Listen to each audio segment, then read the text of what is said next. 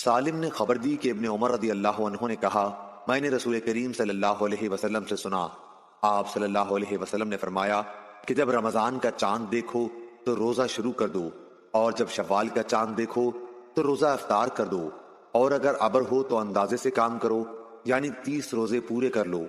और बाज ने लैथ से बयान किया कि मुझसे अकील और यूनुस ने बयान किया कि रमजान का चांद मुराद है।